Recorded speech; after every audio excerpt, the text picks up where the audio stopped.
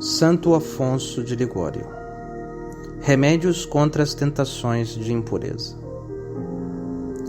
Aos que não sabem conter-se deste vício, ou estão em grande perigo de cair nele, Deus lhes deu o remédio, isto é, tomar o estado do matrimônio, como diz São Paulo.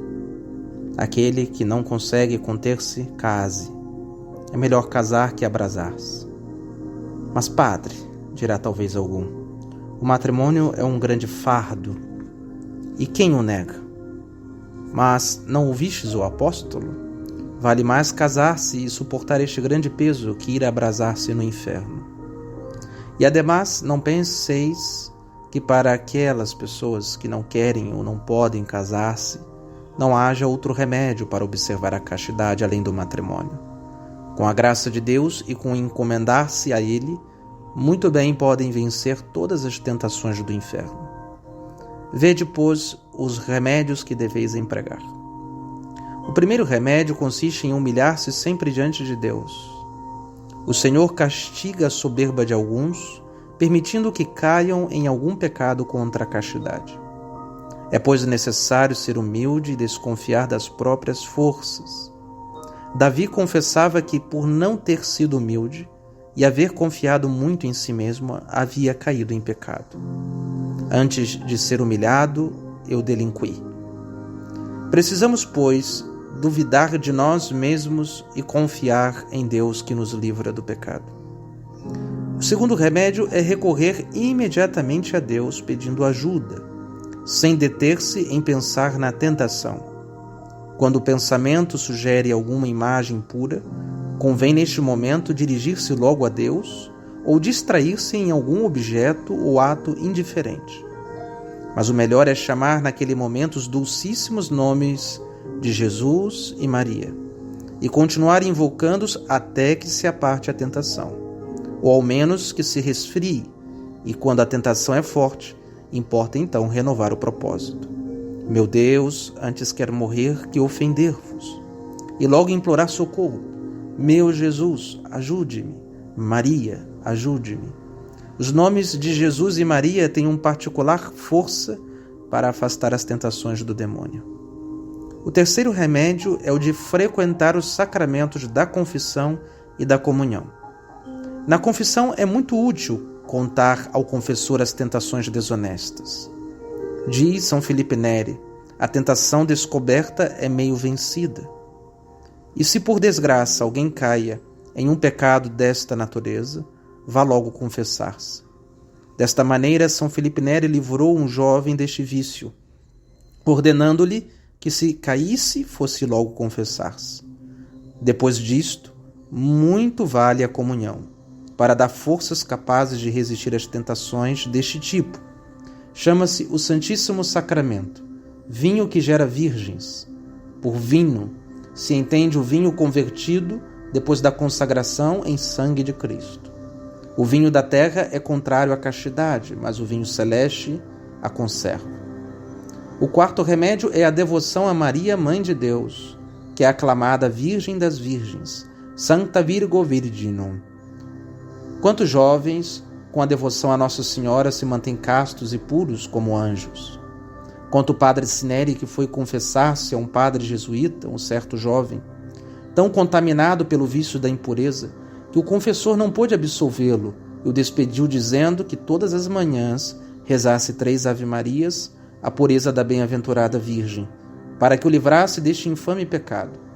Passados muitos anos, aquele jovem voltou e, depois de uma confissão em que só declarou alguns pecados veniais, disse ao confessor: Padre, não me conheceis? Eu sou aquele pecador impuro a quem anos atrás não pudestes absolver pelo pecado da impureza. Mas apenas com rezar 3 Ave-Marias, 3 vezes a cada manhã, pela graça de Deus, me livrei deste vício. E deu permissão ao confessor para que pregasse este ocorrido a todos. Ouviu esta história certo soldado que estava amancebado com uma mulher e começou a rezar 3 vezes Ave Maria e ficou livre deste pecado. Um dia o demônio o tentou para que voltasse a viver com aquela mulher, mas com o bom intuito de convertê-la. Mas o que aconteceu então? Estando para entrar na casa, sentiu como que um empurrão que o jogou a grande distância. Então foi quando mais claramente conheceu a proteção da Virgem Maria, porque se houvesse entrado naquela casa, com ocasião próxima, facilmente havia voltado a cair. Será utilíssimo que cada qual pratique esta devoção de rezar pela manhã 3 Ave-Marias a Nossa Senhora, acrescentando depois de cada uma: por vossa pura e imaculada Conceição, purificai e santificai meu corpo e minha alma. Quinto remédio, e o mais necessário nesta matéria, é fugir da ocasião. Genericamente falando, entre todos os meios para manter-se sempre casto, o primeiro é fugir das ocasiões de pecar. Outros meios muito eficazes são frequentar os sacramentos, recorrer a Deus durante a tentação, ser devoto de Nossa Senhora. Mas de todos os meios imagináveis, o primeiro é evitar a ocasião. Diz a Escritura: o homem forte será como estopa, e a sua obra como fagulha, e não haverá quem as apague. Vossa fortaleza é como a fortaleza da estopa, posta sobre o fogo, que arde rapidamente e logo desaparece. Se alguém pusesse estopa sobre o fogo e esta não se acendesse, não seria um milagre? Pois também há de ser um milagre se pôr diante do pecado e não sucumbir.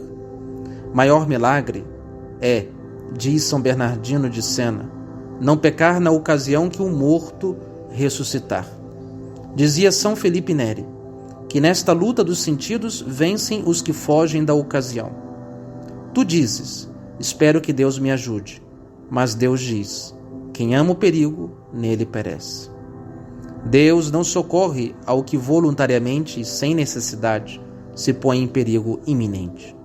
E é preciso entender que quem se põe em ocasião próxima de pecar já está em pecado, ainda que não tivesse intenção de sucumbir ao pecado a que se expõe. Os próprios santos não puderam evitar a queda quando se puseram em ocasião de pecado, e nela se perderam até os moribundos próximos de expirar.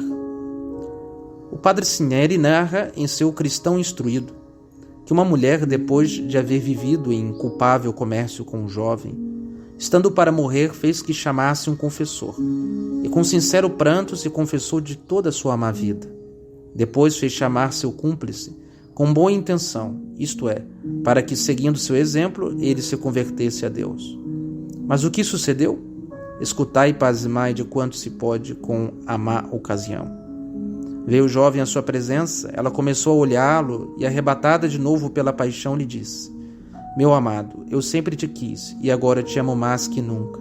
Já vejo que, por tua causa, vou para o inferno, mas por teu amor não me importa a condenação. E expirou. É, pois, indispensável aquele que quer se salvar fugir da ocasião, e para tal é necessário primeiro guardar-se de olhar aquelas pessoas que podem inspirar-nos maus pensamentos. Pelos olhos, escreve São Bernardo, entra na mente a seta do amor impuro. Pelos olhos entra na alma as setas que depois a matam.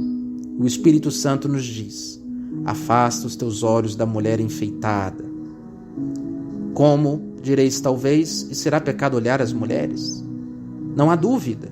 Quando são mulheres jovens, olhá-las com curiosidade há ao menos pecado venial. E quando se repetem as olhadas, há perigo até de pecado mortal. Diz São Francisco de Sales que o olhar prejudica, mas prejudica muito mais o voltar a olhar. Certo filósofo da antiguidade, para livrar-se das sugestões impuras, cegou-se voluntariamente. A nós, cristãos, não nos é lícito cegar-nos fisicamente, mas devemos cegar-nos moralmente. Isto é, apartar nossos olhos de todos os objetos que possam nos induzir a pecar. São Luís Gonzaga nunca olhava as mulheres e, ainda falando com sua mãe, tinha os olhos baixos para a terra. O mesmo perigo há nas mulheres que olham os jovens.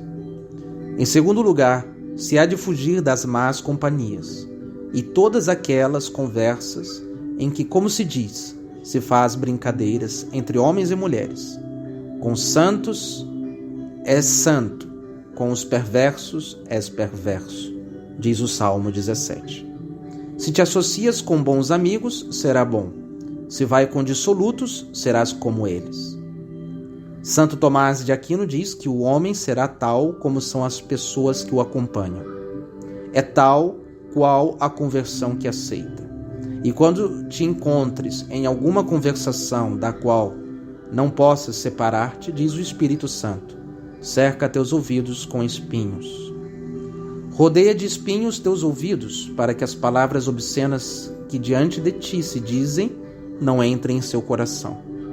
São Bernardino de Sena, quando era jovem e ouvia alguma palavra impura, se cobria de rubor, e deste modo seus companheiros se guardavam de proferir alguma em sua presença. Santo Stanislau Kostka era de tal modo horrorizado ao ouvir uma palavra obscena que se desvanecia perdendo o uso dos sentidos. Donzelas, quando ouvirdes alguém que fale assim, virai as costas e fugi. Assim fazia Santo Edmundo, como se lê na história de sua vida.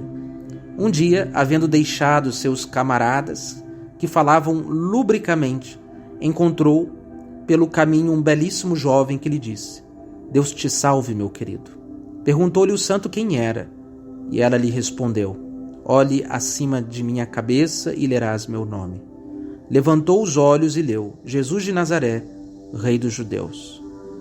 Jesus Cristo então desapareceu, deixando-lhe o coração cheio de alegria. Ao menos quando vos encontrarem em uma reunião de jovens que têm indecentes colóquios e não possam apartar-se, não presteis atenção. Vire o rosto e das mostras de que aquelas palavras te desgostam. Quero agora narrar o castigo que tiveram 2 discípulos que conversavam desonestamente.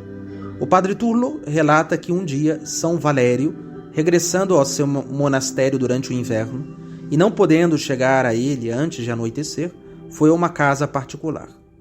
Ao entrar, ouviu que o dono da casa falava lubricamente com o outro. O santo lhes advertiu que parassem de conversar daquele modo, mas eles continuaram sem fazer caso. São Valério, não obstante o frio intenso daquela noite, saiu daquela casa. No momento em que saiu, o dono da casa ficou cego e seu companheiro foi tomado por uma enfermidade asquerosa.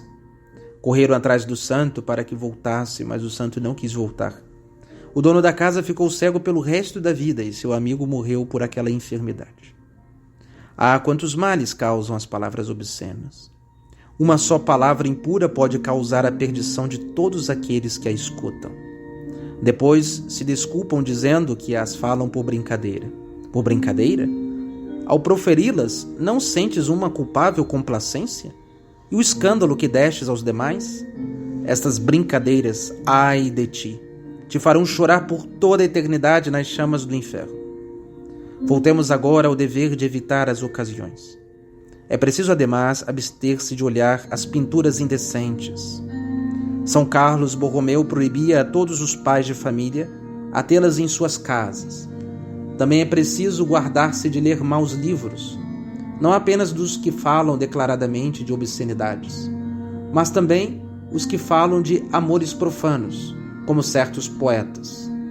E vós, pais, haveis de proibir a seus filhos a leitura dos romances, mais danosos talvez que os próprios livros obscenos, porque, não sendo tão descarados, infundem insensivelmente aos infelizes jovens certas afeições malignas que desvanecem sua devoção e depois lhes fazem deslizar no pecado. Diz São Boaventura: a vã leitura geram vãos pensamentos e extinguem a devoção. Dai a vossos filhos livros espirituais para lerem, a história da Igreja, a vida dos santos. E repito agora o que já disse: proibi às vossas filhas que recebam lições dos homens, ainda que fosse como São Paulo ou São Francisco de Assis. Deixai os santos que estão no paraíso.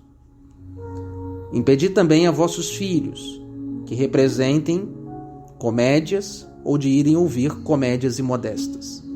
São Cipriano escreve: o puro que frequenta espetáculos volta impuro.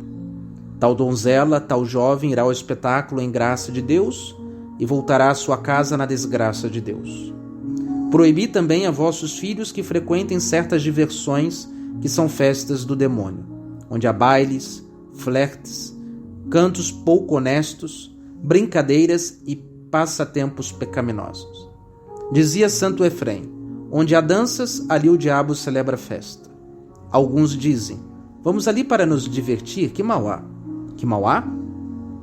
Non sunt ludicra ad sed crimina, diz São Pedro Crisólogo. Não são divertimentos, mas ofensas a Deus.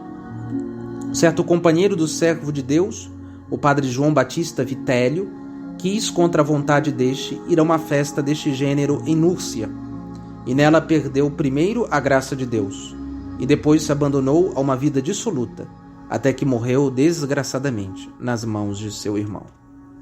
Ao concluir este assunto, talvez alguém me perguntará se cortejar é pecado mortal. Que responderei a esta pergunta? Ordinariamente falando, digo que os que cortejam dificilmente se encontram livres de ocasião próxima de pecar mortalmente. É manifesto pela experiência que destes, raros são os que estão isentos de culpa grave. Se não a cometem no começo de seu namoro, facilmente cairão com o tempo, pois nos primeiros dias ambos se falam por mútua inclinação, mas depois esta inclinação passa à paixão, e quanto a paixão toma o controle, cega o entendimento e os precipita em 1000 pecados de imagens impuras, de palavras imodestas e no fim as obras. O cardeal Pico de la Mirandola, bispo de Albano, tinha ordenado a seus confessores que não absolvessem estes amantes, se depois de advertidos não se corrigissem, deixando de falar-se juntos, especialmente se ambos estivessem sozinhos por muito tempo, retirados em alguma paragem ou de noite. Mas, padre, me dirão estes namorados, eu não tenho más intenções e não tivemos sequer um só mau pensamento. Fugi, jovens e donzelas, fugi destas conversações amorosas com pessoas de outro sexo. Assim faz o demônio. Ao princípio não vos sugerirá maus pensamentos, mas quando estiver arraigado o afeto, logo os privará de ver o que fazeis. Porque vos cega, e depois, sem saber como, perdereis vossa alma, vossa honra e vosso Deus. Ah, quanto infelizes jovens vêm por este caminho a ser presa do demônio. Ave Maria, cheia de graça, o Senhor é convosco. Bendita sois vós entre as mulheres, bendito é o fruto do vosso ventre, Jesus. Santa Maria, Mãe de Deus, rogai por nós, pecadores, agora e na hora de nossa morte. Amém.